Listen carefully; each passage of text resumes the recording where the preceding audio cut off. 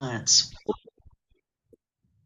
The overall purpose of the Ceap project is to quantify the benefits we're receiving from the conservation activities that are implemented on working lands, whether those are funded through NRCS and provided with technical assistance or not. Our survey is unique in that it captures both conservation activities that farmers may be doing through financial assistance with NRCS, but also conservation that they are implementing with their own capital or through state or local conservation efforts. Having this information helps us at NRCS do a couple of things. For one, we can estimate the impacts or effects of the conservation activities on the landscape and get a sense of how much bang for the buck we're getting when we spend program dollars to address resource concerns. We can also identify potential improvements to our programs or shift our priorities to try to address different resource concerns or different needs that farmers are telling us they have. We can also use this information to develop targeted and measurable goals for the future. For many of you, this may be the first time you've heard of Ceap, but actually it's been happening for more than 20 years now. It was initiated as a project in 2002 as part of the 2002 Farm Bill, with the main goal of providing additional accountability for the conservation program funding that was provided in the Farm Bill. At that time, we would often speak about things in terms of feet of a practice built or how many acres of this or that practice we've put on the ground, but rarely were we able to say things like, as a result of this $1 million of federal conservation program funding, we improved water quality by this amount, or we reduced sediment and nutrient losses from farm fields by this amount. And that's really the key to what we're trying to get at with the work that we do in Ceap. After the initiation in 2002, we were able to implement our very first Ceap survey from 2003 to 2006. That first assessment was a huge success, so we were granted funding to complete our second survey, the Ceap 3 survey, from 2015 to 2016. Between those two survey periods, we revisited a couple of special emphasis areas, such as the Western Lake Erie Basin and the Chesapeake Bay in 2011 and in 2012.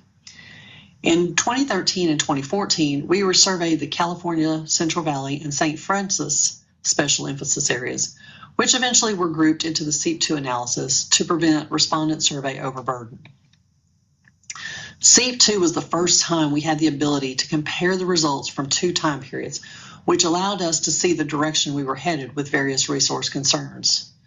This also resulted in a redirection and reemphasis of some of our conservation efforts to better address water quality concerns. We are currently in the process of conducting our Ceap 3 survey, which is being administered between 2024 and 2026, and will give us yet another decade of conservation practice data to compare over time. So why is Ceap so important? There are a couple of main reasons why we think that Ceap is important as a project, and why this survey and the data collection that you all are doing is so important. The first is that it gives producers the opportunity to give us an accurate and complete picture of the conservation practices they're using on their lands to improve the production and sustainability of their operation. This gives them an opportunity to tell their story instead of us either guessing at or using other kinds of data like NRCS program participation data. And we're able to get this information straight from the people who are doing the activities. Collecting our data this way and using it in our model practices establishes our scientific understanding of what effects conservation practices have at both the regional and watershed scale.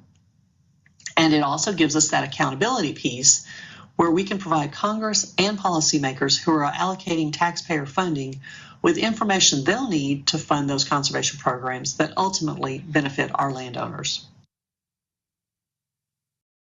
Ceap is actually comprised of 5 components, including wetland, watershed, grazing land, wildlife, and cropland.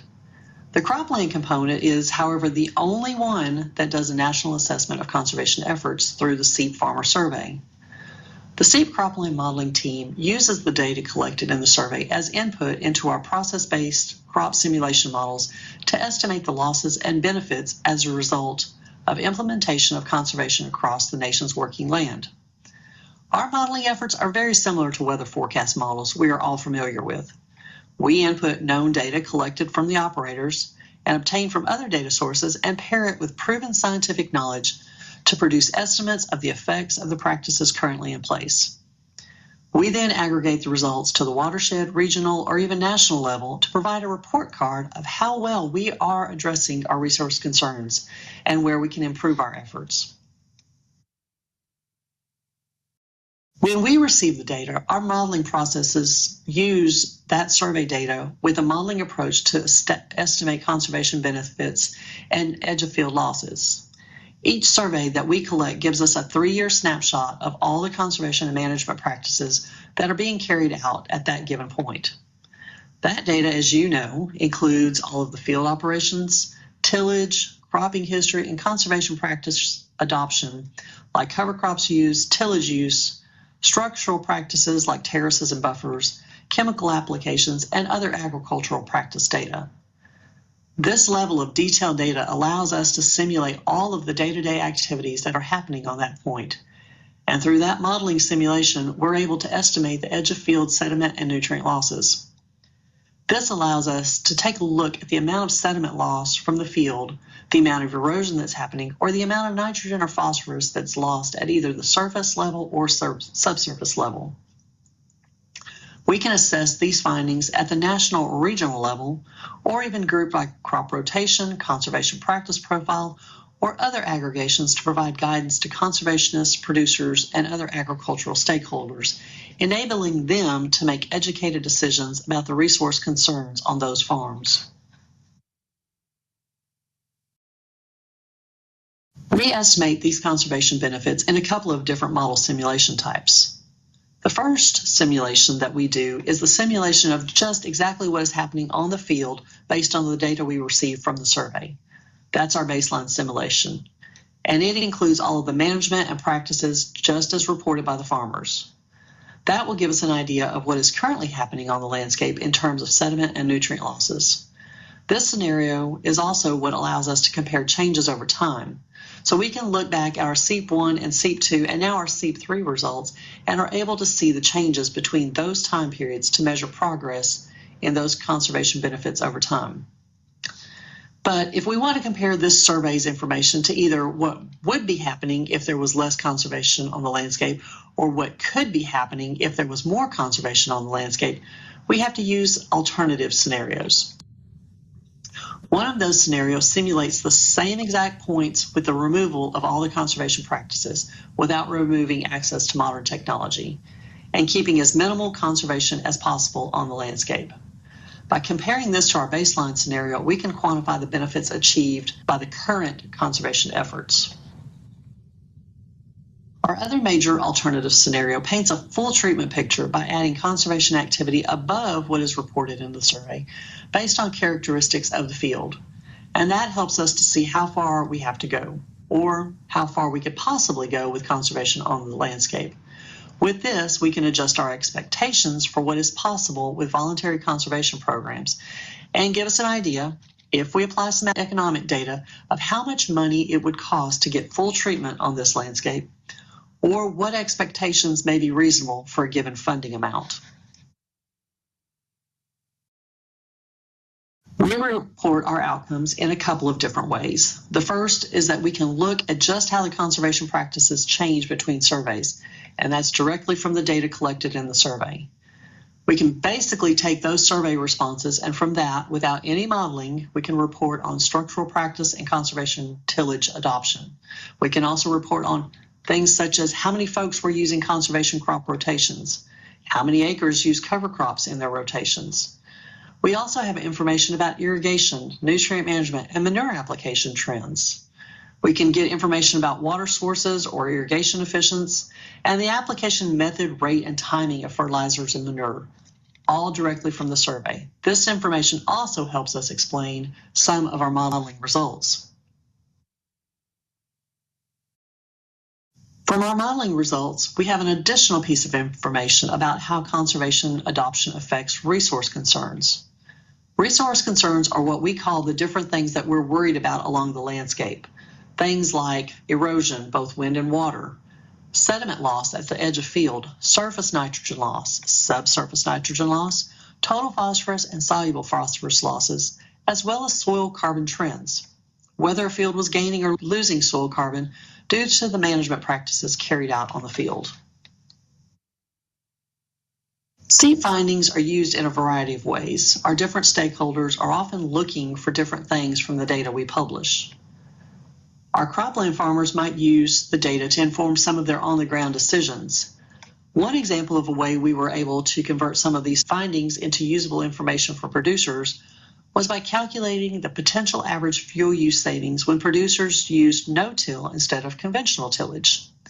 We estimated that there is about a 3.6 gallon per acre fuel savings when a producer transitions from conventional to no-till. And that's one piece of information that helps producers identify their bottom line and how conservation practices may influence that. Our NRCS stakeholders, which might include our state and county offices and our conservation partners, are using the data in a different way to help evaluate the outcomes associated with current conservation and guide future efforts and initiatives to maximize impact. We also distribute our findings in a number of different ways. We work closely with our communication people to try to hit as many targets as possible with this data that we have collected. Our first release of Ceap2 data was a national scale report that included a full selection of data analyses from both the survey itself on those conservation practice adoption trends and our modeling efforts to tie those to our nutrient and sediment losses, giving us a full picture of the different benefits that we're receiving from conservation practices that are on the landscape. That report was released in March of 2022, and it's available online now, along with summaries at different links for individuals who may have different objectives to seek from the findings. One interesting note that may help to influence people in whether or not to take the survey is an example of how the findings from Ceap2 were used by NRCS. One of the findings from this survey was that even though we're doing really good with adoption of conservation tillage and other soil health practices like cover crops and conservation crop rotations, there was a decrease in incorporation of nutrients, possibly tied to the shift in adoption of conservation tillage over conventional tillage. As a result of that, there were more subsurface losses of nitrogen and phosphorus estimated for Ceap2 than there were for the Ceap1 time period. This finding directed a lot of attention back toward nutrient management for the agency, which led to the SMART nutrient management program, which revitalized a push for those 4 R's of nutrient management, which include the right source, the right method, the right rate, and the right timing. Plus, we added the emphasis on the site-specific assessment of needs at a given site. So those were some emphasis areas that we weren't capturing previously that now have turned the course as a result of the data that we collected in our last Ceap survey. We're also distributing these findings in other ways, including a set of regional reports at the Ceap production region scale. We have also created state-specific resources that we share with our NRCS conservationists and other state agricultural agencies.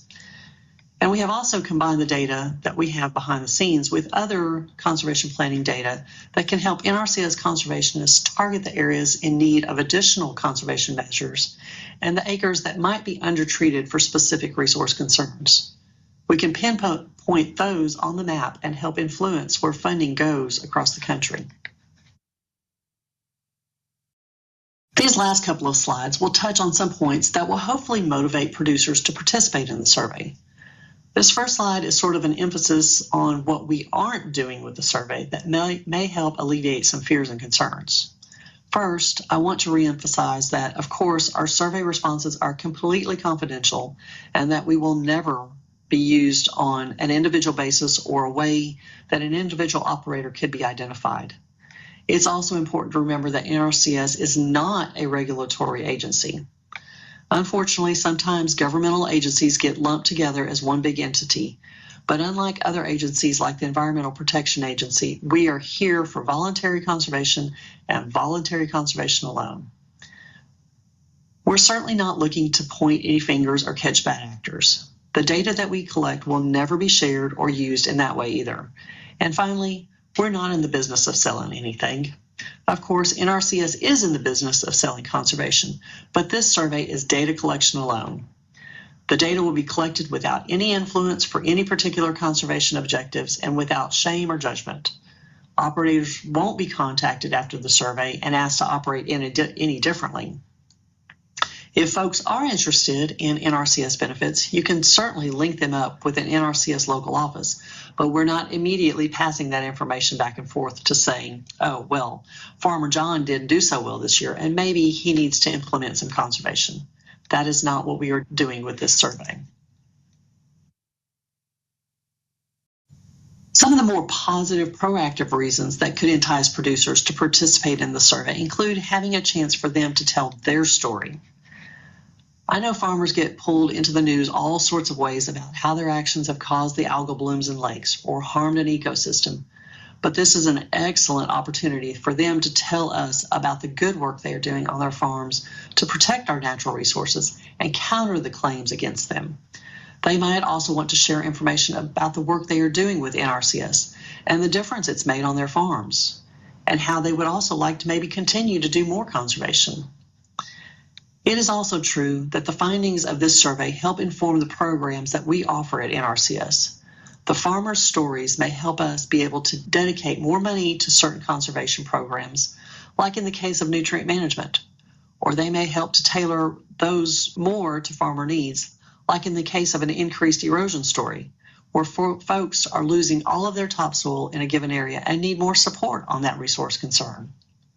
And then finally, the findings help to improve the effectiveness of the practice and implementation that we're doing to make sure that those are the most effective solutions for addressing the resource concerns.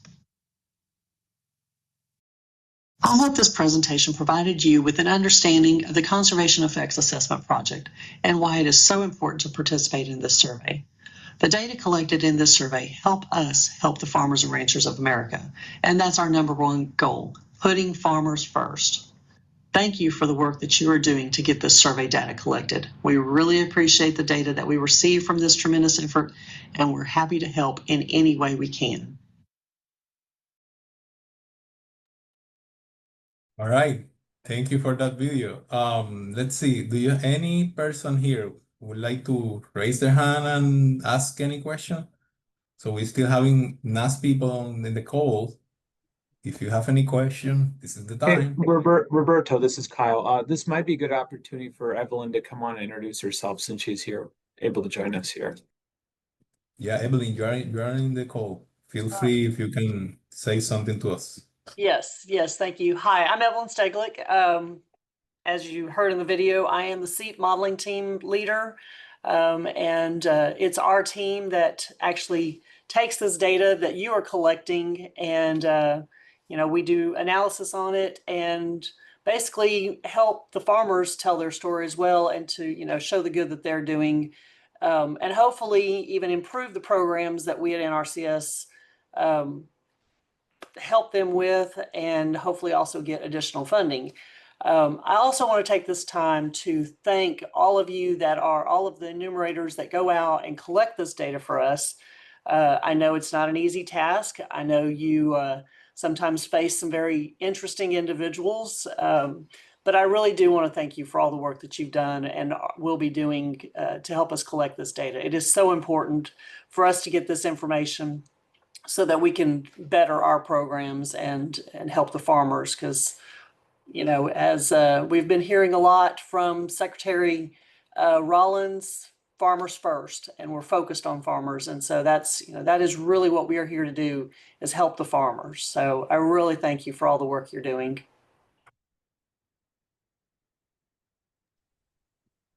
Thank you so much for those words. Is there anything, Kyle, do you want to share any other person that is on the call from NRCS or? I didn't see Chris on this call, but I think Evelyn, you're out today, right? Yeah, Chris will probably join a little bit later. We had to tag team on some different meetings, and so he's taking care of something else for me right now.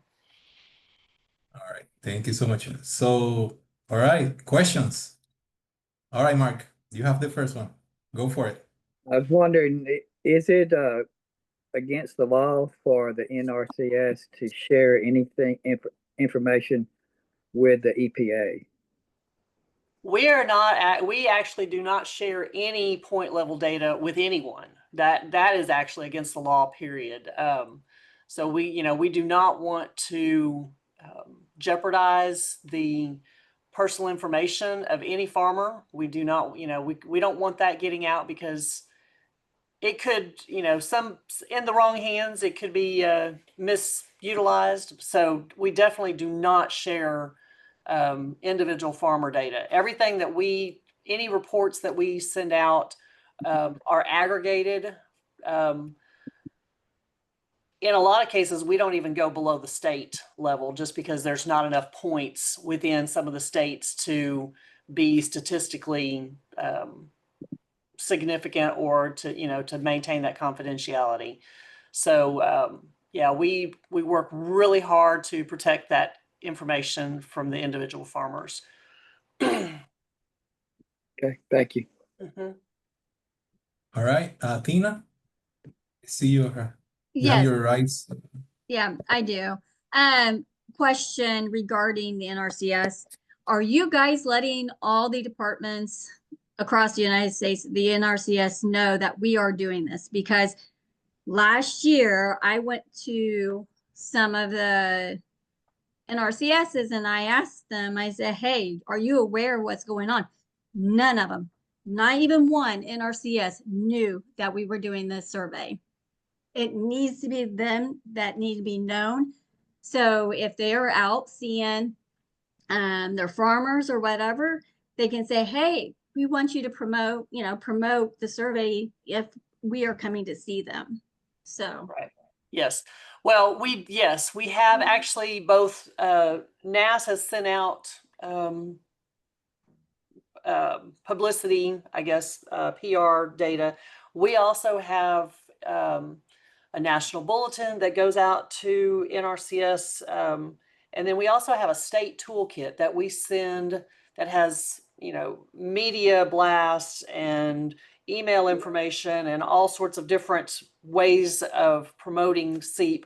We send that to the state conservationists in every state for NRCS. We also send it to their public relations teams that each state has. We are aware that, unfortunately, this information is not getting down to the field offices like it should and like we intended. I've actually talked with my leadership just yesterday, actually, and what we are thinking that we might try to do, in addition to what we're already doing, is potentially send out an all employees email or some type of blast, so that it gets down to every NRCS person, whether they are, have anything to do with Ceap or will ever, need to know about it. At least we're getting that information out there, and hopefully they'll read these emails. That's always the case too. It gets lost in your email inbox or whatever, but hopefully we can do that. The other thing that I have also asked is that our chief of NRCS contacts also the FSA administrator, their main administrator, to see if we can get the information into the FSA offices. Because I know a lot of the farmers, they go to FSA and they even ask about Ceap. And there again, we have tried to get the word out as much as we can. Unfortunately, I guess maybe there's information overload. I'm sure you've all heard in the media how, the government or Trump is trying to decrease our government numbers, the employee numbers. And so unfortunately that's taking a toll, and, the capacity for us to do a lot of the same work, it's starting to take a toll, but we're doing the very best we can to try to get this information out, and we're going to try to do more and see if we can get a better response for y'all. that would be great. Thank you. Yep. All right, Evelyn, I saw Chris join us. Did he So join? Chris- Okay. Yeah, he joined us. So Chris, if you want to say something, to say hello and introduce yourself. Yes, thank you. And sorry I'm late today, but I'm Chris Lester. I'm also with NRCS with the modeling team here in Temple, Texas. And I know Evelyn's probably already done this, but I want to thank everyone on the call and all the NASDA and NAS for putting this together and all the work you do. and it is very, very important to our livelihood and our jobs on the modeling team. This survey is probably the single most important thing. So everything you're doing is very, very vital to kind of our report card that we come back in and kind of try to report to Congress and our agency and our taxpayers. And so I just want to acknowledge all of you and your efforts and thank you for being here today and all your efforts moving forward to move Ceap forward. Thank you. All right, thank you, Chris. I will say, because of time, let's go to the next presentation, Kyle, if you don't mind. Oh, Yeah, I'm gonna get started here. thank you, Kyle.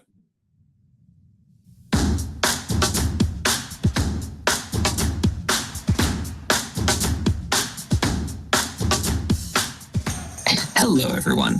My name is Joseph Cook, and I'm here to talk to you about what tools you have at your disposal to conduct Phase 1 of the Ceap survey. Let's get started.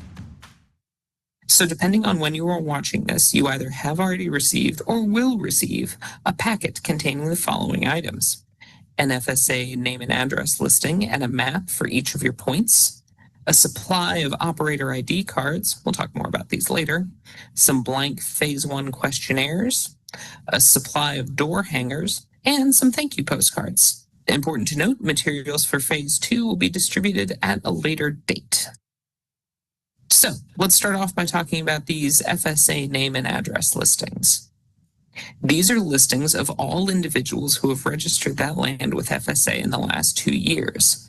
This represents our best guess of who the operator is. Past experience has shown that this best guess is pretty good at identifying people who are associated with the land, but it's important that we get the operator of the land.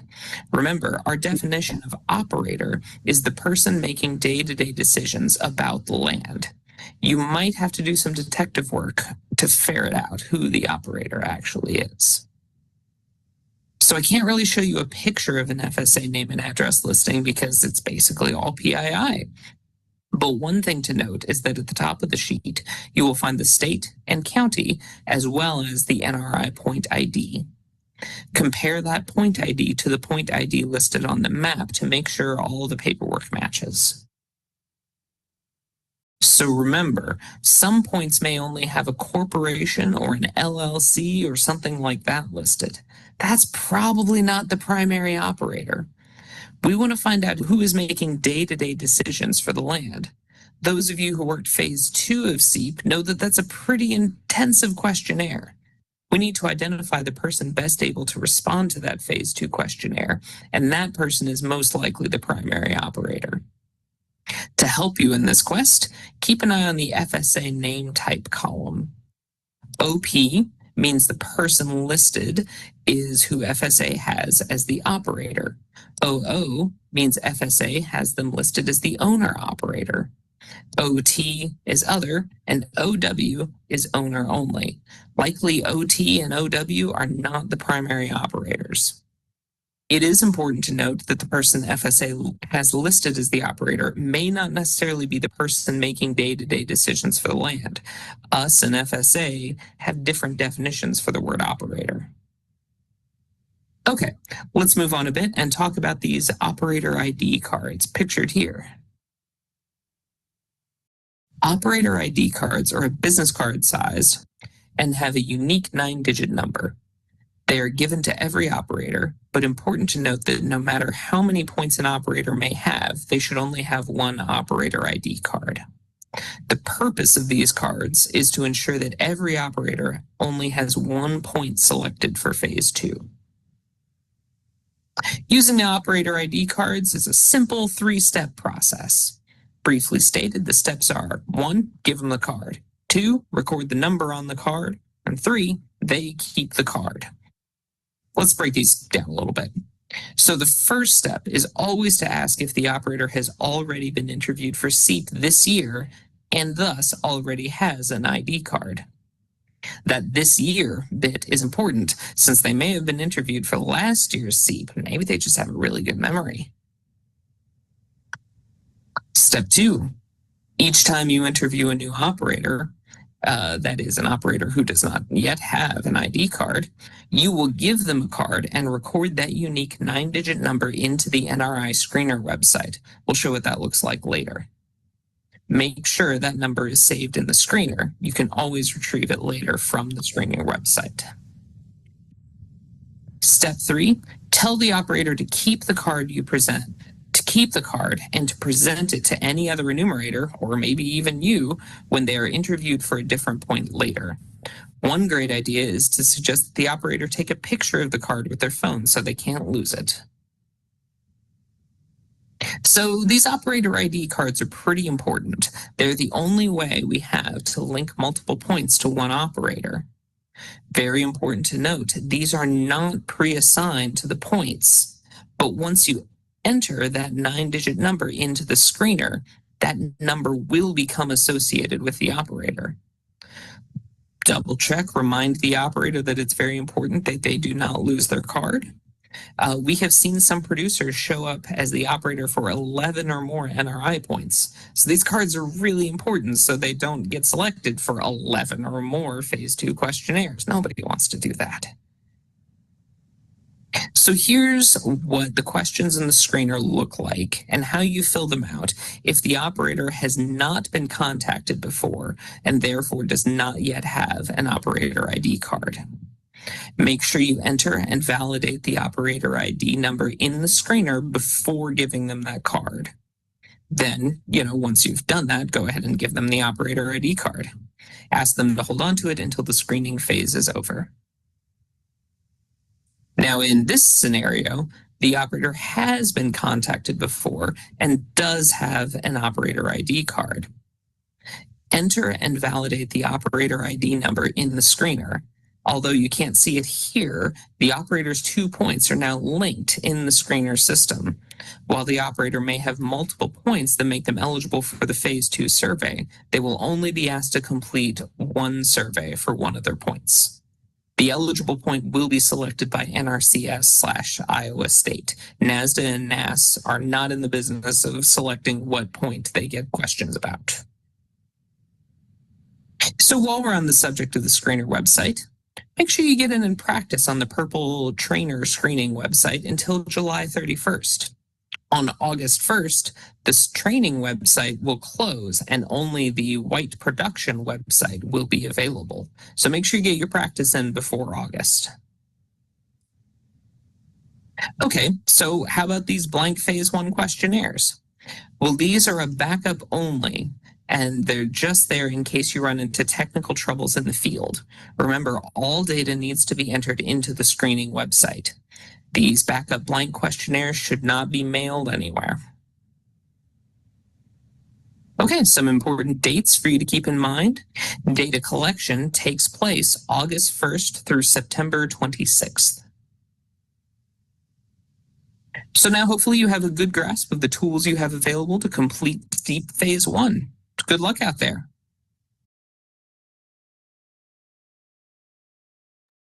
All right. I see we have one question in the chat. Let's address that one first. Let's answer that one first.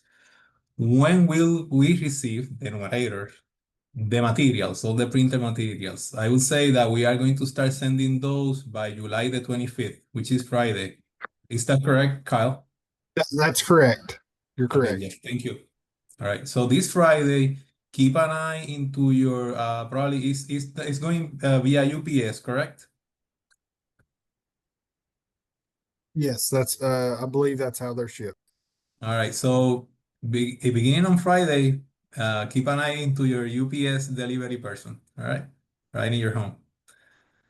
Alrighty, so next question. I see Carol, do you have your right hand? Go for it. I was wondering when you asked if they have been contacted, the operator's been contacted previously. If they say yes in past years, and they don't have their ID number, what happens then? If they do not remember their number or have their card anymore, how's that handled? All right, Nancy, if you don't mind answer that question. Yeah, I'll chime in here. So that'd be a case where we put 9 9s in, but that we need to pass that information along to your coach, and so it gets back to NASA and go from there. Okay, thank you. And I believe in one of the videos, they will have an example how to enter those 999. Correct me if I'm wrong. Perfect. All right, Mark, question number 2. Okay, if they've done Ceap before, that doesn't apply to this year. Is that the case? So we're asking them if they've been contacted this year and received a card this year. Is that correct or not? Yes, sir, that is correct. That is my understanding. So last year, if they've done it last year, then we need to give them a new card. Is that correct? I think we're correct. And Nas, you can correct me if I'm wrong on that. Nope, you're 100% right there, Roberto. Thank you. All right. Thank you. Guys, as you can see, this is a team effort. So I don't have all the answers, to be honest with you. All right. Well, let's go. If any person you would like to use the chat as well, you can enter your question to the chat. All right, Roberto, Uh-huh. this Barbara? is Lane, yes, or Barbara is my first name, but Lane I go by. right. Now, I have gotten into my Ceap app. I've done it for the time frame we've been doing this. I thought I had closed out and removed the old ones, but they're still in there that I did last year, some of them. So should I close and delete get those out of there, close and return, or should I leave them? I wondered if maybe they were there because I may be going back to the same people with a different location. Are you Different talking form. about copy? Do you go to copy to check your Ceap. assignment? Yes, our Ceap app. Okay. So if you're taking a look those like yesterday or today, those are for this year. Probably people that were selected previously, were selected again, and they are still in your copy. So for this year, so probably similar names as well. So be careful with those. But remember, this year and it's not related to the previous year at all. So I should I return Keep it there. those? Keep it there because those are your assignments for this year. Okay. Actually, take a look into those names. Take a look into those names and make yourself familiar with that listing because that is your current assignment. All right. Well, I already have the picture drawn for a field. They wouldn't be doing that same field though, correct? I will ask if you can help me with that one. That's correct. They would not be doing the same field. If I think we need to double check into that because if you've already got the field boundary drawn, then that sounds like that's what I was thinking, that I need to really return those, correct? Yeah, Lane, go ahead, Jeff. You go ahead. Oh no, Joe, you got it. You're on the right track. Go ahead, Joe. Okay. No, I want to check. Are you in the purple practice screen when you're looking at this, or is it the white production? No, this is my Ceap on my Ceap that I did last year on when I go to my Ceap app on my iPad. Not in training. Not in training. Okay. So I think isn't there a new link for this year's Ceap application? So what I think you're doing is you're looking at last year's link, and you'll need to be going to this year's current link because I don't believe that currently the current year is in production yet. So what you're looking at is last year's stuff, and you're in the wrong website for this year. All right. So I know that they said if you had your password and all, so you will use your same password, correct, to get it to see? Yes, you'll still use the same account. If you had set it up last year, you should use the same account for this year. But there's a new website. Okay. Well, I'll see if I can find that then. Okay. Thank you. If you run into trouble, talk to your coach, and if your coach runs into trouble, oh, you are a coach. Okay. If you're running into trouble, I think the chain is for you to talk to Roberto, and Roberto will get with us, but we'll get it figured out. We'll get you sorted out. Okay. Thank you. Okay. Yeah, give me a call. Well, send me an email and give me a call after we are done with the meeting, so we will figure it out. What is your problem? Okay. All right. For the issue of time, let's go with the next presentation. Kyle, if you don't mind, just go ahead. Yeah, sounds good. And hopefully the NRI application demo here will help answer some of those questions here. Right. So, Kyle, I think we need to stop the video right now, right? The recording. Yes. Yeah, we need to pause the recording right now. With the right 2025. All right. So let's see. The other thing that I would like to say that the application for training will be available until the end of the month. Once we go to August, this website is going to be closed, so you will not be able to do practice. Remember that. And I saw somebody raising their hand. I don't remember. I think Amanda. Somebody else as well. All right, let's take one question, one or two. Amanda, if you don't mind. Oh, he actually answered my question. Oh, all right. Not a problem. All right, Amanda in Alabama. Go for your question.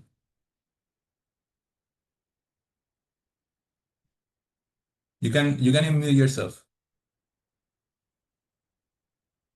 So I just wanted to verify that if the farmer down the road has 5 fields in his seat, then we could complete all 5 screener forms for all 5 fields with the same card number and submit them, correct? That is correct. That is my understanding. That is Okay. my understanding. Yes, you're correct.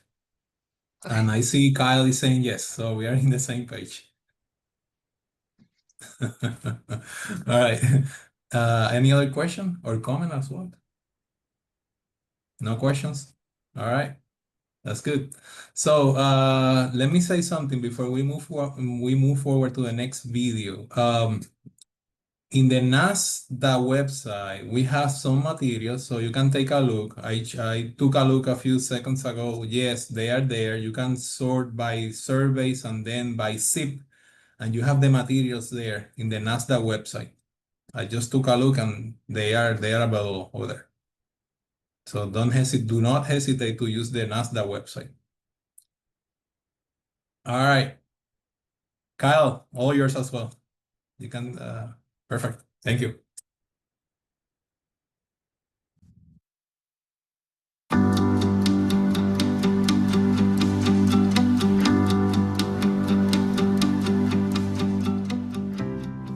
Hi, everyone. My name is Angela, and this presentation will highlight common conservation practices you may encounter while completing Ceap surveys and how to navigate challenging situations. First, we are going to start with field buffers and field filter strip, which are areas of permanent vegetation located within the field with a goal of directing and controlling water flow. Another conservation practice you may encounter are grassed waterways. And as you can see from the flashing arrow, grassed waterways will be found within the field with the goal of slowing and directing water. Riparian buffers will be found along the body of water, stream, river, lake. The examples here are of a tree buffer at the top and a grass buffer at the bottom. And a riparian buffer is another conservation practice with many benefits, such as providing habitat and controlling water movement. Field borders, also known as windbreaks, establish around the perimeter of the field to control soil erosion from wind or water. The final conservation practice I will mention is terrace or strip cropping. That practice is commonly found in hilly areas or places where the slope of the land will lead to soil erosion. The crop plantings will follow the contour of the land. Now that we have discussed several conservation practices you may encounter, we will transition to lessons learned from previous Ceap screening surveys. The Ceap sample is designed to provide coverage of cultivated fields in the United States. The purpose of the survey is to allow NRCS to determine land management and conservation practices used in these areas. The first situation we will discuss is continuous conservation cover, such as CRP. The respondent tells you the selected field marked with the X is enrolled in CRP for at least the last 3 years. Following the routing in the NRI application, this field is not planted to a crop, the field is not idle land, and answering these questions in the NRI application for the CRP field will mark the point to be ineligible for follow-ons. Changing that situation slightly, what happens when the field cropped within the last 3 years, then was enrolled in CRP? Follow the same NRI application screener question routings as the previous situation, where the field was enrolled in CRP for all 3 years. CRP in the current year, regardless of what happened to the field in the previous 2 years, will result in the field being ineligible for the Phase 2 survey. Moving to another CRP scenario, X is in a field planted to a crop adjacent to the field is CRP. Where's the field boundary drawn? What is included? Let's look at this situation from different angles. The first case we're going to look at is the NRI point. The X falls in the field planted to a crop. Adjacent CRP field is separated by a ditch that cannot be crossed by equipment. In this example, the conservation practice on the left is separated from the cropped field on the right by this large impassable ditch. When this happens, the CRP and cropped field are clearly separated and should be treated individually. In this situation, the field boundary should be drawn around the selected crop field in the ditch or bank buffer. Case 2 is the same 2 fields as we just discussed, only the opposite field is selected. The NRI point falls in the CRP field. The adjacent crop field, separated by that same ditch, cannot be crossed and accessed by equipment. Regardless of if the ditch or stream is present, when the NRI point, that X, falls in a CRP field, do not include an adjacent cropped field in that field boundary drawing. The CRP field is a selected field and the NRI application should be completed based on that field. Another slight change to that scenario where the selected field is planted to a crop and the CRP is in the adjacent field. And note, there is nothing separating them. They're right next to each other. So in this situation where the selected crop field on the left is directly adjacent to CRP, you would include the entire CRP area when drawing the field boundary as the conservation area. Yet another slight variation on the adjacent conservation areas where the selected field crop is separated from CRP by another conservation area, such as a tree-lined windbreak. So you have your selected field, your CRP, and your windbreak all right next to each other. In this situation, both conservation areas would be associated with the field and included in the field boundaries when drawn. The screening questions should be completed based on the selected crop field. In this case was going to be our final CRP scenario discussed today, and it is the reverse. The selected field from the previous example.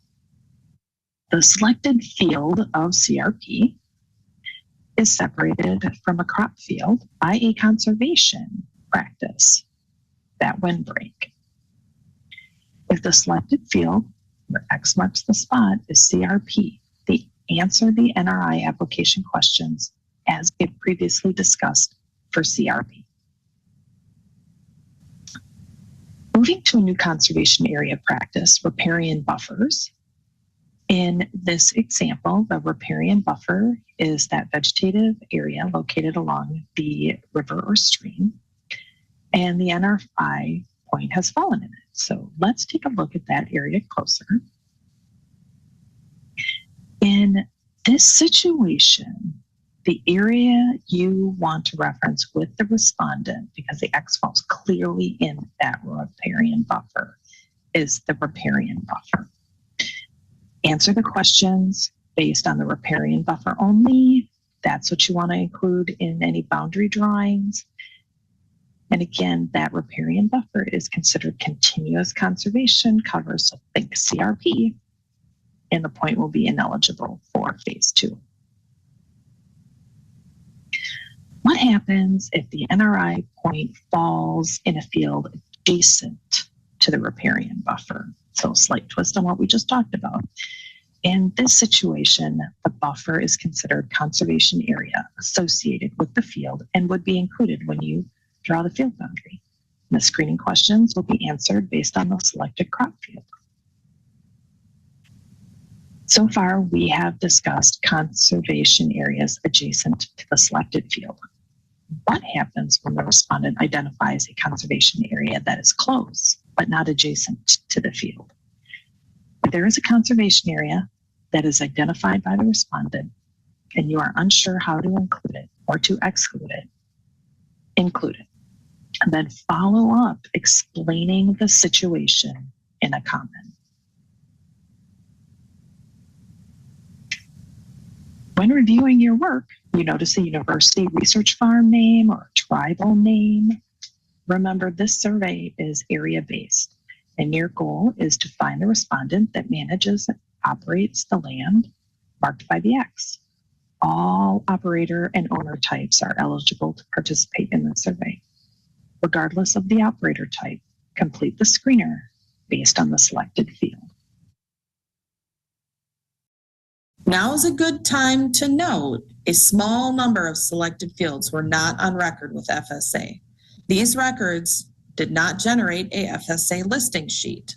NASS staff researched a best contact. That information will be in CAPI. If you find an aerial image without an FSA listing, check CAPI for the contact information. This will be a rare occurrence. Most enumerators will have an FSA listing to reference for every aerial image.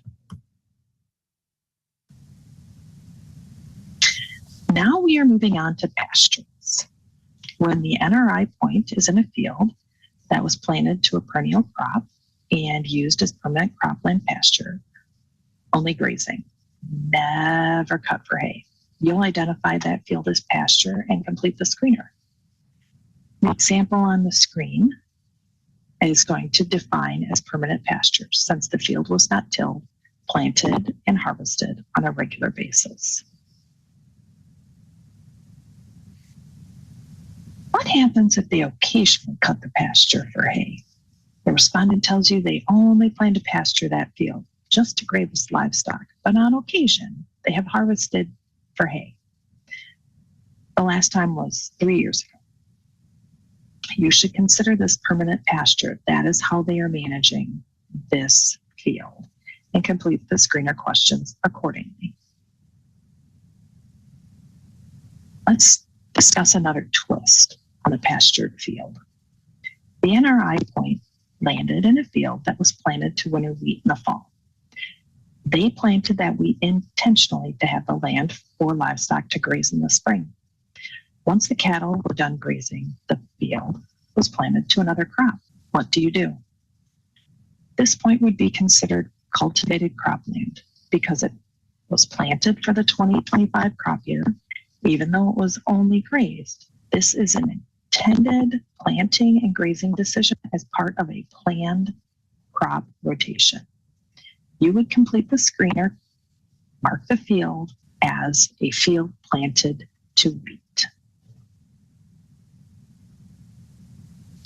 What happens when the X falls in idle land? The respondent could plant a crop but does not. If there is no crop in the current year or all 3 years, the field is considered idle. Complete the screener questions for an idle land field. The field containing the NRI point, so X marks the spot, includes multiple crops. Think of it as the east half was corn and the west half was hay. Should the crop that the X falls on be drawn as its own field? When you encounter multiple crops in the same field, how do you proceed? First, identify if the crops are considered in the same field by the operator. The boundary you draw should represent how the operator manages that field. It is possible to draw the boundary around both crops or one crop. You need to follow the respondent's lead. Note, when you come back for the follow-on phase 2 survey, you are going to complete that survey for the crop that has the majority of the field or the most cultivated crop. So you would choose a row crop or small grains over hay as an example. Center pivot fields refer to a field where the irrigation system makes a circle as it goes around the field.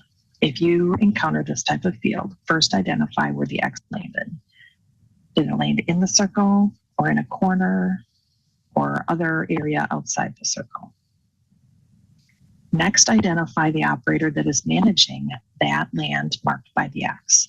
It's possible that farmer A farms the circle and farmer B farms the corners, and you are looking for the operator that is managing the crops planted in the area marked by the X.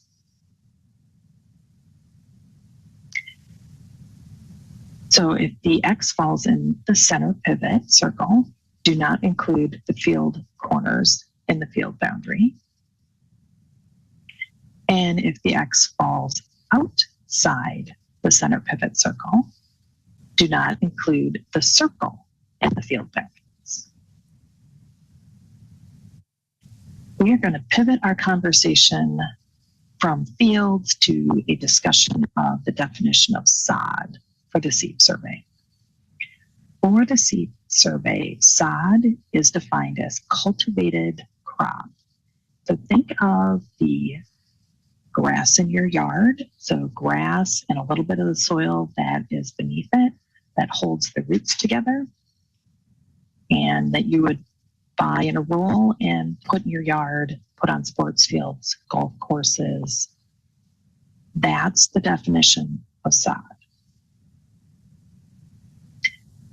So enumerators across the country came up with different ways farmers use the word sod, and we are going to talk through those. In the first sod case, the operator tells you that I graze livestock on that sod field. The first item to remember is the definition of sod. Then ask the follow-up question to the respondent. Do you consider that field pasture? In this situation, you will complete the screening questions, identifying the selected field as pasture.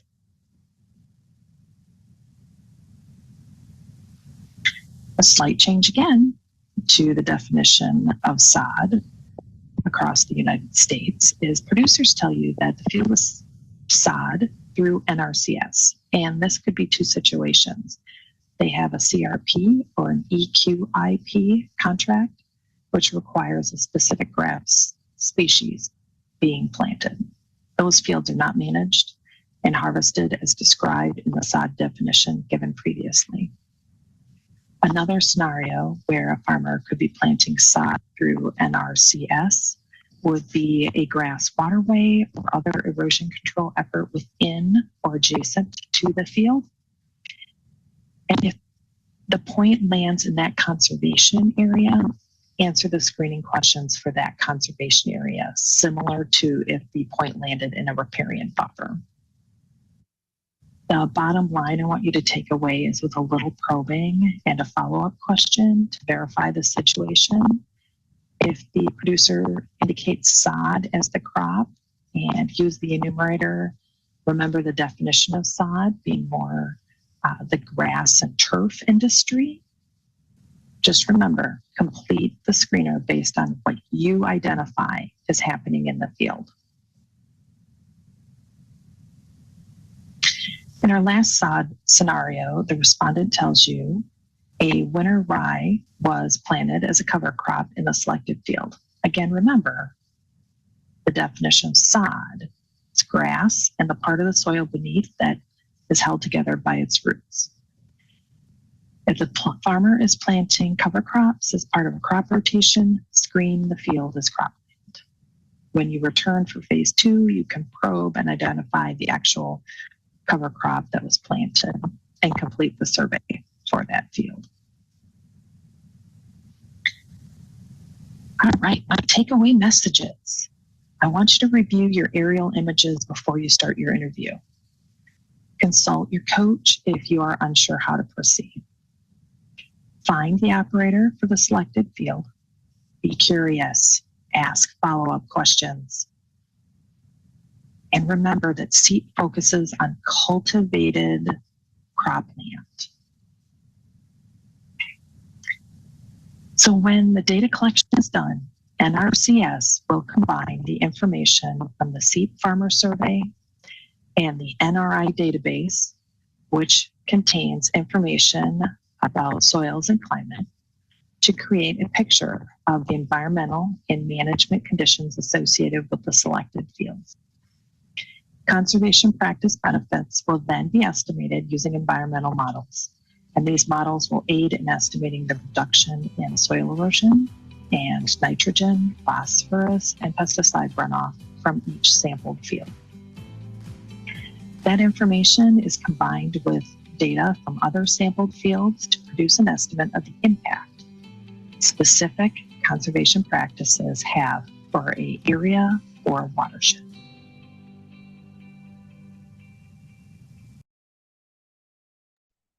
All right. So, yeah, we're going to move forward. Hold on to your questions, but I want to cover one that I saw in the chat. How do we handle diversions? Remember, this is a survey that is based on cultivated land. So if you see an X in one of the maps and that X is close to a water diversion, you're not going to draw the boundaries including the water diversion because it's based on a cultivated land. So remember that. So if you see like a canal or some sort of water management system close to the X, you are going to draw your boundaries not including those because this survey is based on cultivated land. Is that good enough, Kyle, or NAS people, or NRCS people? I would actually say if the X is in the field, the cultivated cropland field, and there is a diversion around the boundary or on the edge of the cultivated cropland, draw your boundary actually around the diversion as well, because that is a conservation practice that's associated with that cropland field. So I would say yes, include that in the boundary drawing. Perfect. We will include it then. All right. Let's move to the next presentation. Kyle.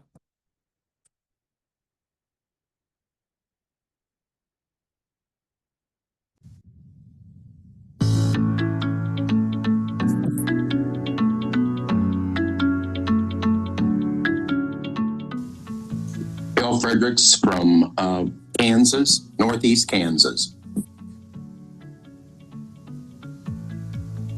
Patty Maxwell from Central North Dakota. Ruth Wojan from Northwest Iowa. What is your pitch for Ceap? Ceap is actually a fairly easy, is an easy survey to sell. Most farmers understand about soil conservation. I think the thing I didn't understand, what was the 2018 Farm Bill provided what, $29.5 billion towards conservation practices. So I think that's a figure you can use. So you say, what did we get for the $29.5 billion we gave to farmers? NRCS, this is an NRCS project. and they want to see if there has been changes in the way you farm, the way you put on fertilizer. It is for the NRCS. It is part of a longer survey. And then when we get to the phase 2, I try and explain that this is your way of letting them know that you are responsible with your chemicals you use. You do care about conservation. You are using the practices you should be using within, economic reason, because some of these programs are expensive for you to use, and we just want, this is your way to show that you are being responsible.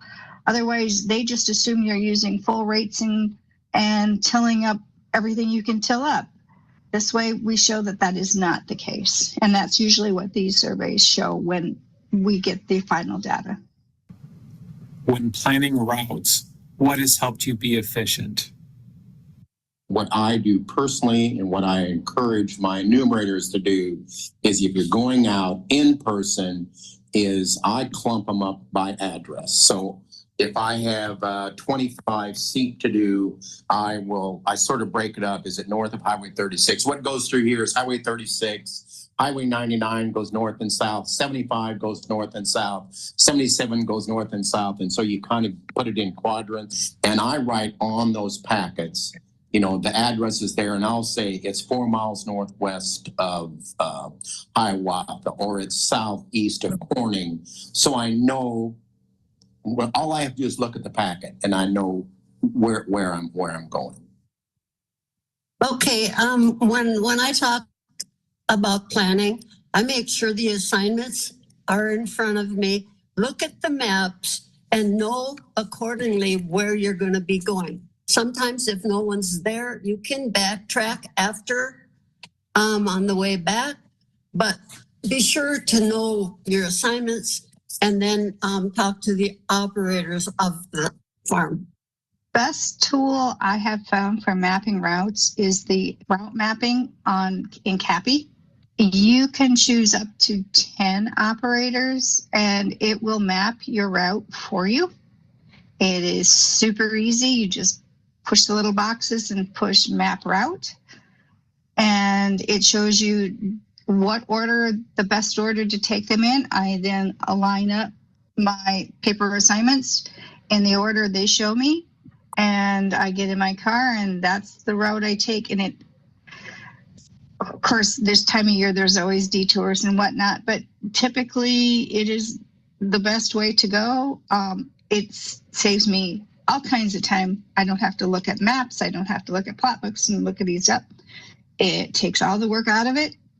And that's what I do. When on the phone, what advice do you have for identifying the selected field, conservation, and drawing off the field boundaries? It is very difficult to do these on the phone, but if it's the only way to get it done, I think it's important to have studied it in advance to know what it looks like in your own mind, and to know the township and segment number. Those in the past have been on there.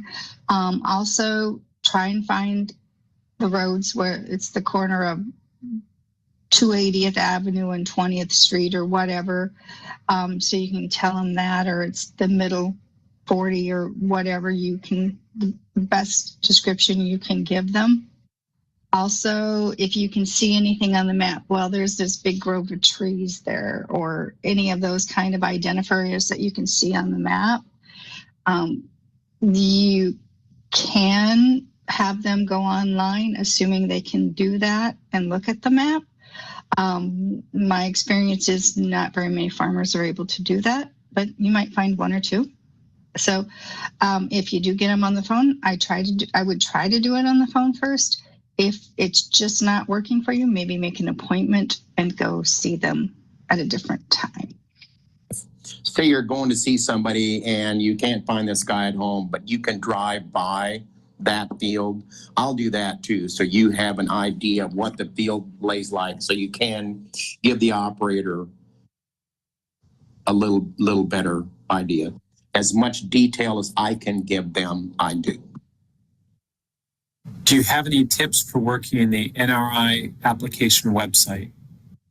Okay, make sure that you're familiar with the screener. Practice, know your ID number and your point number when you're ready to go into a screen, and practice drawing off the X on the field and make sure you're pretty accurate. And then you can also, when you do go to the farmer, they can redraw it if it's not quite right. Just practice on it. So you're sure of yourself about picking the right point, trying to draw a semblance of the field, that kind of stuff. But I think if you just go there several times and actually do it, it's not a fearsome thing. My biggest thing is take your time. Be patient with yourself. Don't be in a rush. It'll get done.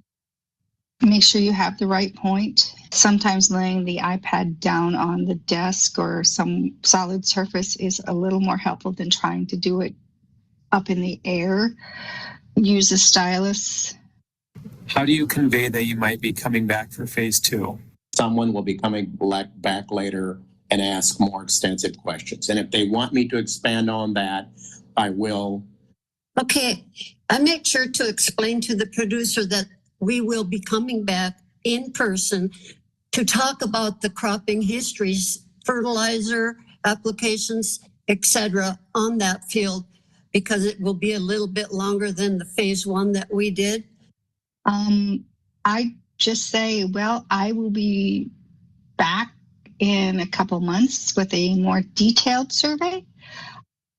It will ask for a lot more information, so we'll probably just try and set up an appointment at that time, and that's how I leave it. I just let them know that I will be back with a more detailed survey. I don't get into all the other stuff because I don't want to scare them right away. The only comment I have, this survey in particular, the more research you do and the more prep you do for this survey, it's much easier. Well, I think phase 1 is a lot easier than phase 2. I mean, because basically, like we've said, you're just trying to identify the operator of the field. Either you are, and then you're going to, get the little bit of other information, which is nothing. And if they're not, then you're going to have to see if they know who is. If they don't, you're going to have to do some more research. But that's the most important thing in this part. Be confident in what you're doing, not just going and knocking on the door and then not knowing what you're doing. If you know the survey, you can sell it. No, I bring cookies and caramel rolls. That always breaks the ice. I used to tell people that farmers would sell their soul for a 12-pack of Bud Light. So I know. And when they came out with John Deere beer, gosh, if we could have gave them that, we'd have had them right there.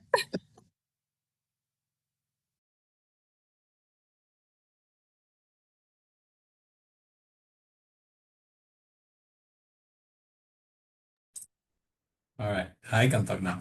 All right. Well, we are back. Is there any question about that presentation that we have? A little bit of support. Any comment? No questions? All right. Let's go to my last presentation, which is me. Let's see. Let me share my screen. Give me 1 second.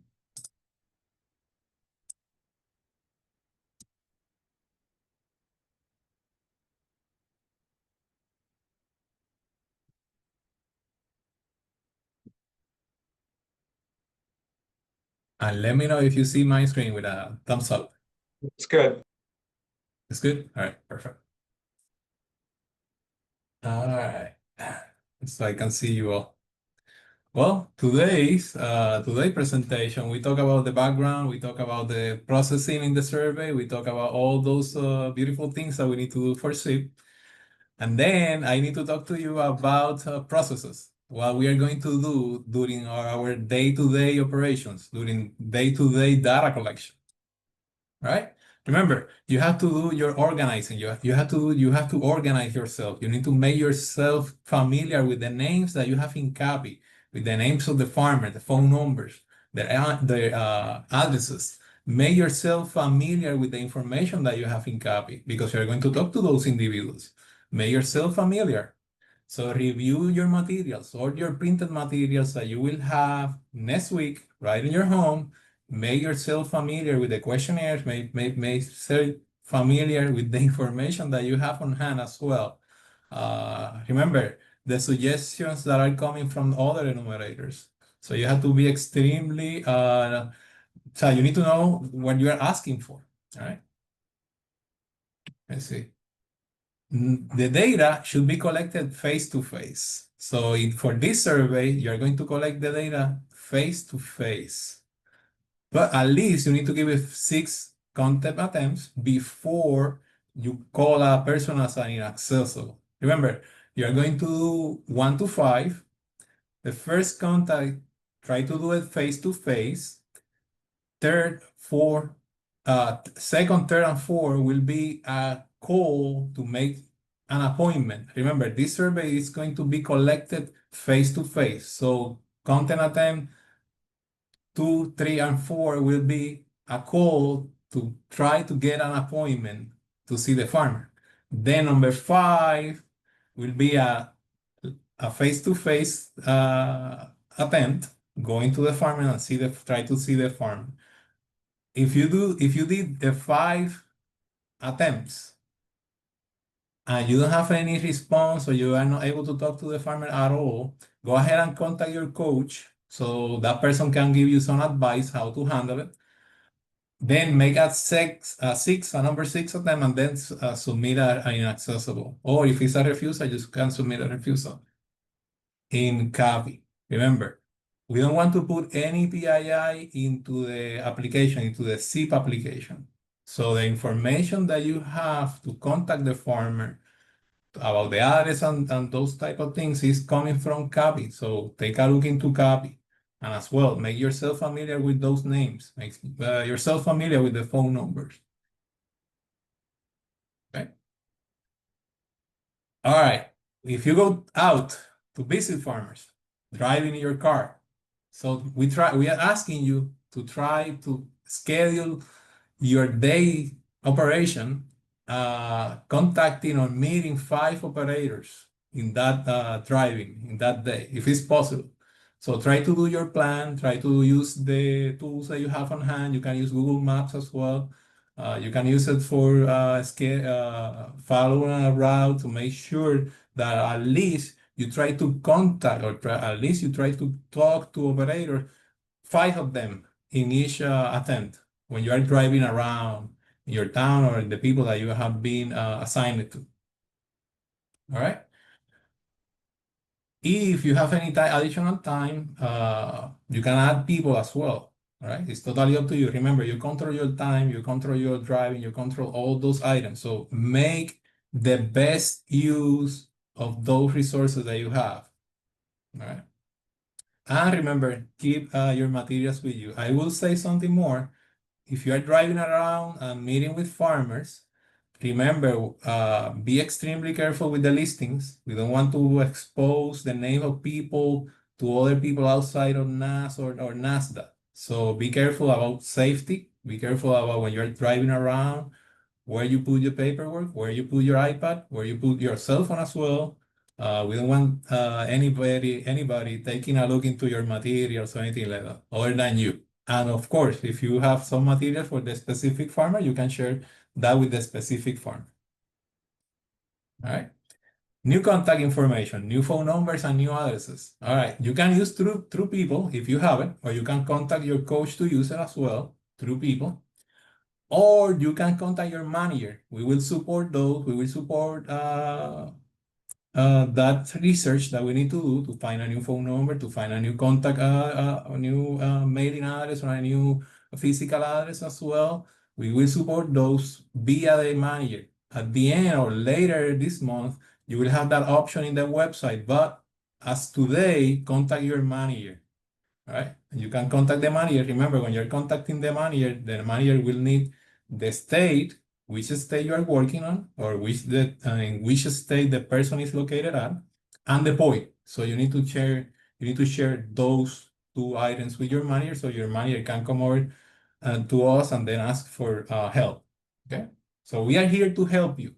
Make sure that you use all the resources that you have on hand. Do not hesitate to contact your coach. Do not hesitate to contact your manager if you need a phone number.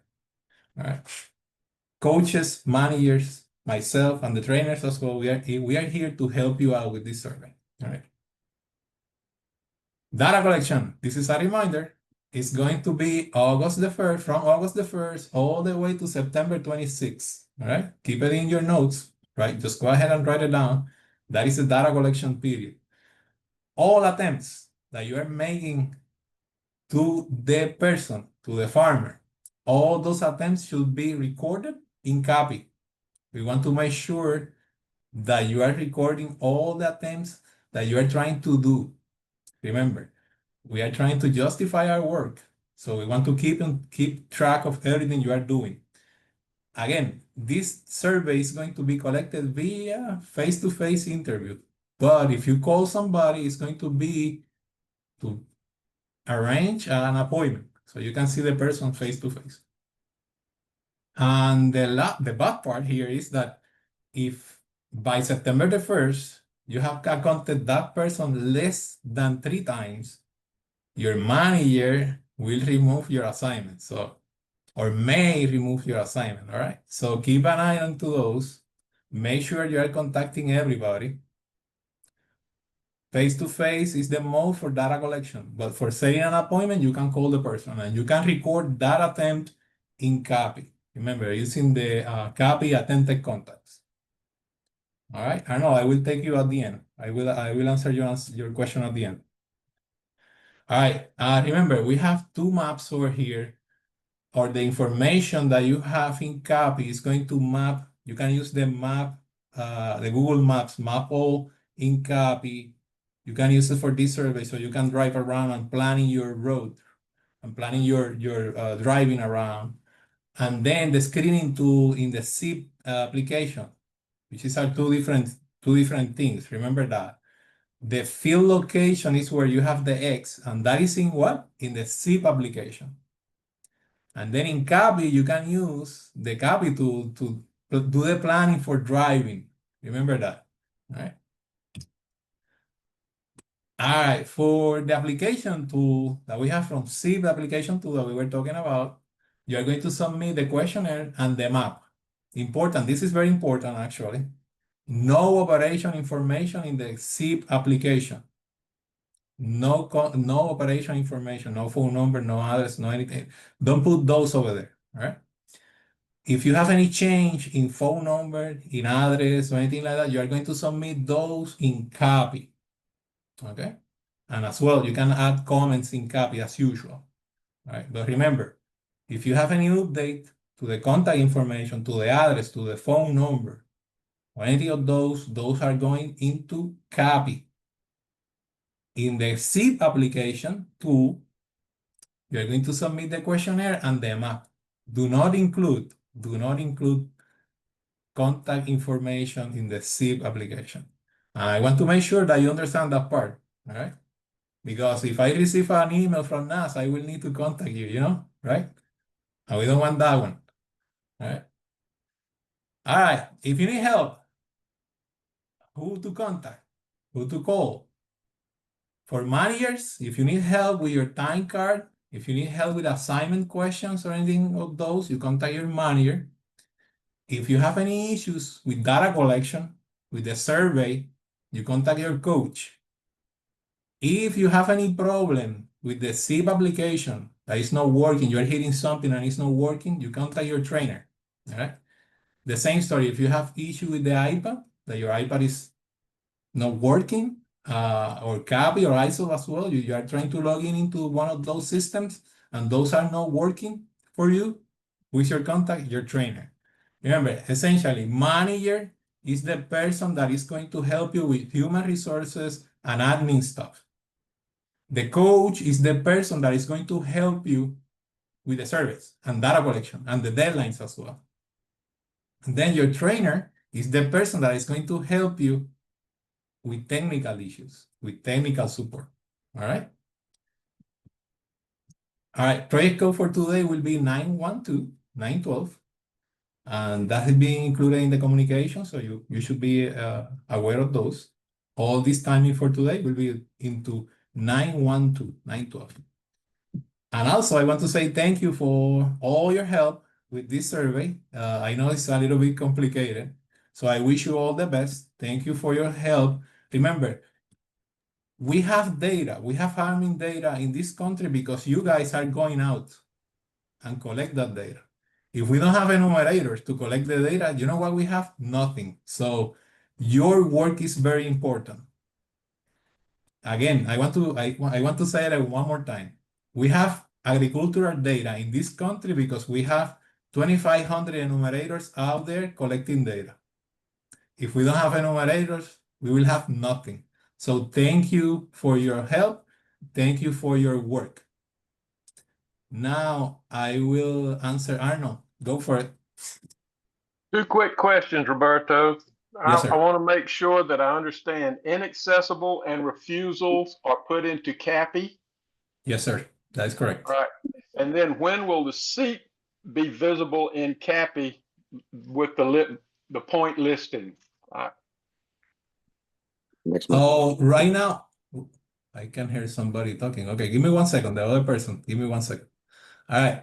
Right now, the Ceap application is available for training. So once we cross the end of the month, we go to August the 1st, then you will see the production of the final version of the production.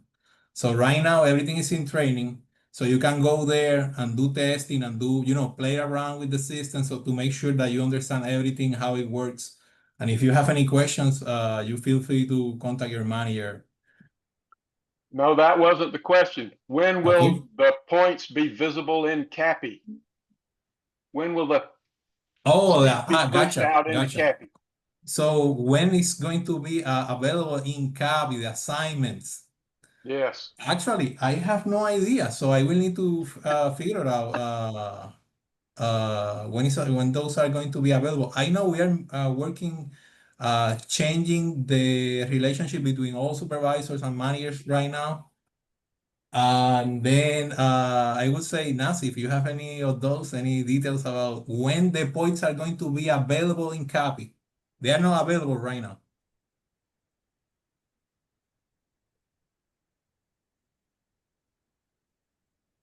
I Nancy? don't readily know unless someone wants to weigh in. Someone else from Okay. Mass.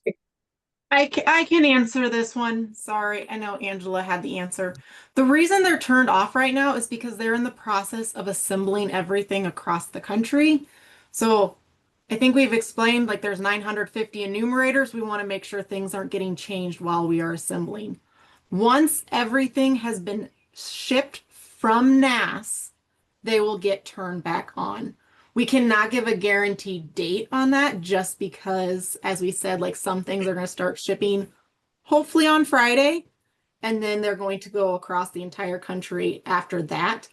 But they will be on by August 1st. Hopefully early as long as there's no issues, but by August 1, everything will be available in CAPI. And then the next question then, before the supervisor, manager, coach thing was turned off, the supervisors reassigned.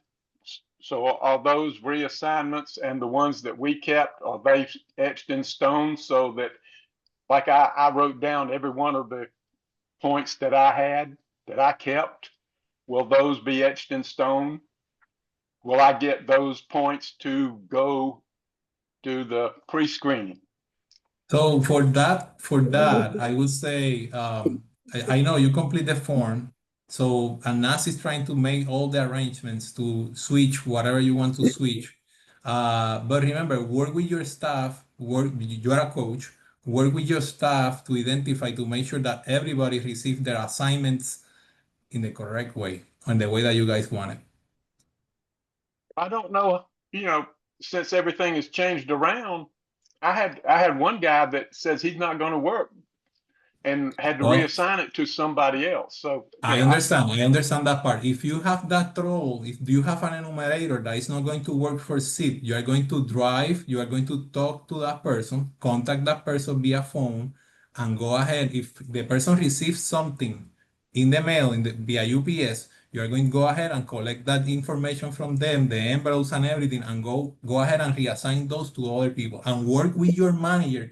Because remember, now your manager is the person that is going to have the authority to reassign in copy. Okay, thank you.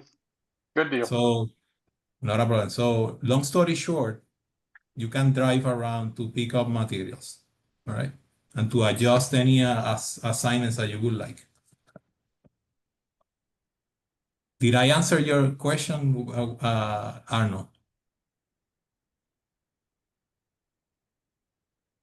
Yes, thank you. Not a problem. All right. Is there anything else? Any other question? Roberto. Yes. Okay. Pete Conti, just go ahead. Roberto, what information is being sent to our operators regarding this Ceap program? Oh, Nancy or Debbie, if you can help me on that one. Do we have any first mailing to operators?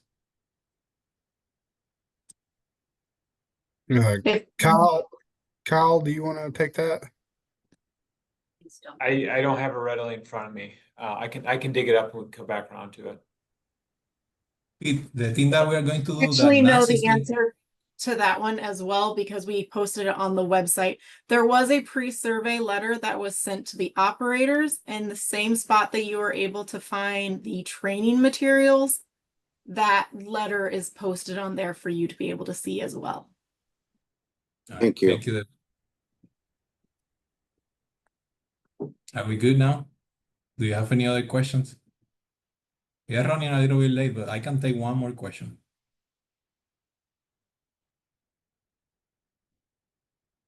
No? All right. What Chad. if coaches go over 25 hours during this survey? Say it again, Brian. I didn't catch you. What if, so you know, coaches are only allowed 25 hours. And if we're going out with them and helping, what if we go over our 25 hours? How does that going to work? For those, you contact your manager first, and then your manager will contact me, and we will review case by case if it's necessary or not. I need a justification. So this is not comp time is not pre-approved. Comp time is not a person that want to do driving if they want to do. So you have to contact your manager and work with your manager for comp time, right? If it's necessary or not. Okay, your case, just go ahead and talk to Donella. Yes, sir. All right. Okay, I see Sharon, you have something over there? Sharon, go ahead. There was a question in the chat that they needed clarification on what to do if the operator on the label wasn't who was actually operating the farm. I see. So if the name, the operation name, or the person in the listing is no longer farming the point, do we locate current operation and do we survey the new operator? I would say yes. And as an NRCS, you can correct me if I'm wrong. So if you have a person that is no longer operating the X, we go for the new operator that is operating the X at the time of the interview. NRCS, if you can confirm or deny it. Yes, that is correct. All right, perfect. Yeah, locate the new operator and survey that person. Perfect. Roberto, Then, should we update the CAPI listing to the new operator? yes, definitely yes, and include a note. So NAS can take the data from there. Well, you can submit and then NAS can update their records, update the frame with anything that you have, phone number, the new phone number for the new person, the new address for the new person. If you can find the email as well, you can put all those details over there. And then I have another question. Okay, where is the listing that shows who are the manager, coach, and trainer? I send you an email with all those details. For example, I remember I received a few complaints of people that did not receive it. And when we were working, trying to review the listing and everything and review the email. The email was in the junk or in the spam folder. So if you enumerator, you don't know who is your manager, who is your coach, who is your trainer, just go ahead and check your spam folder, check your junk folder as well, or any type of filter that you have in your email, and try to find that email. It's there, should be there. All right. Good point, Jim. Yeah, sometimes Gmail run the show by themselves. So yeah, check your junk folder, your spam folder. If you cannot see it, you can send me an email. You have my email. The majority of you have my email. I will put it here in the chat. What was the issue with the 25 hours a few minutes ago? I think I must have missed what that detail was. Yes, sir. Give me 1 second. So every single enumerator will have a limit of hours that they can work each week. So you guys cannot work more than 1,500 hours a year, right? Because you are part-time employees. So you have a weekly limit that you cannot work more than those. So if you are working out, you're driving around, you're calling people, and you feel that you need more hours because the limit is not enough, contact your manager. Contact your manager. So because you need to ask permission to work overtime. And it's not pre-approved. It's not like if you want to work and you are approved, no. So you need permission to work any time of overtime. Okay, so it's not a limit of per quarter, it's a 25-hour per week limit. Is that what I'm hearing? Well, if you do the math, 1,500 divided by 4, 1,500 divided by 52, you have a limit right there. Yep. Right, but I mean, if you work 10 hours one week and 35 the next, I mean, that's. Yeah, we have some flexibility on those. But remember, work with your manager. Discuss your specific situation with your manager. Then your manager will contact me. All right. The managers, they are aware, all the managers, they are aware of the situation. So again, work with your manager. All right. That is Is there a limit of the standard number procedure. of miles we can drive? Say that again? Is there a limit of the number of miles that we can drive? Because It I will know a lot depend, my good friend, it will depend on your assignments. So some people, they have huge assignments, so that number is going to depend on each individual. It's of course, yeah. a case by case issue. Okay, I cannot tell you a specific standard for everything, but there is some sort of it's a case by case. So in your case, go ahead and the same story. Discuss that one with your manager. All right. I'm going to take one more question because we are way late. All right. What about Ackland Field Point currently under contract to a developer?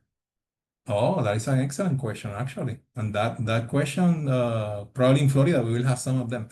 So the question is that you have a piece of land and you have an X there. That X is still farming, so it's still farming, but it's in a contract to be developed, to probably building houses or building some sort of structure that is not going to be a farming land anymore in the future. But right now, is to be has been farmed. NARCS, I would like your opinion, but I would say go ahead and complete it because the farm is still as a farming land as today. Yes, I would agree. Go ahead and collect that, or go ahead and do that screening on that field. More than likely, if it's under contract, and I don't know if this is for every area, but I know in my area, it's typically they'll let the farmer get the crop out before they go ahead and start tearing it up. That may not always be the case, but if that point is selected, then for the phase 2 part of the survey, they're going to be collecting data from this current year and 2 years prior. So we won't have to worry about what's happening next year on that point or whatever. So we should be good. Now, just keep track of that operator if for some reason they're moving because of this, because they're selling the land or whatever. So that way you can still get in contact with them later. Oftentimes it takes 2-3 years to get an approval, even though you're under contract. I used to be involved in some of those situations, so that's why I asked. Yes, so yeah, if the farm is going to be, if the land is going to be farmed in the next 2 or 3 years, between from now or until they get started with the construction and the farm is still farming, so yeah, just go ahead and collect the data. And Okay, regardless, thank you. if it's still farming at the same time, yeah, somebody want to say something? Roberto, this is Yes, Lane ma'am. again. Okay. I just wanted to know what, when we're going over and reviewing and setting up all and talking, what code do you want us to use when this is just working on it, but not on a specific? You are a coach, so yeah, if you're advising enumerators about this survey, you are going to use this same project code, 912. 912, okay. Yes, Well, ma'am. what about when it's not regarding this one survey, it's regarding other issues, any other issues? Well, if it's something related to survey, you're going to use that specific survey code. For example, we ended up we complete the cattle last week or 2 weeks ago. So you will use 152, Yes, which but is for I mean, cattle. yes, I was just wondering if there was anything when there was communication, when you were spending time working on, Yeah, remember we are going to those questions during tomorrow's meeting and Friday meeting. So I will hold on into those. This is related to Ceap. all right, Yep. okay. Not a problem. So yeah, we will discuss those tomorrow and Friday. Right? Okay, thank you. Important part is that keep your time card. So enter your time in your time card every single day. That is important part. Right? If you have any trouble with project codes and the coaches, you have your instructions. All right. So is there anything, one last question for Ceap, specific to Ceap?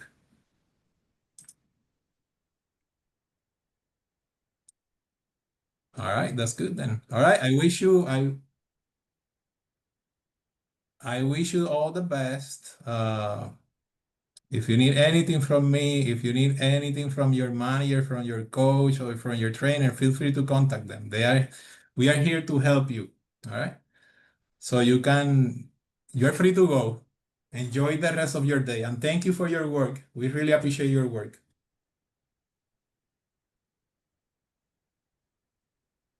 Free to go. Thank you for your time. I appreciate it.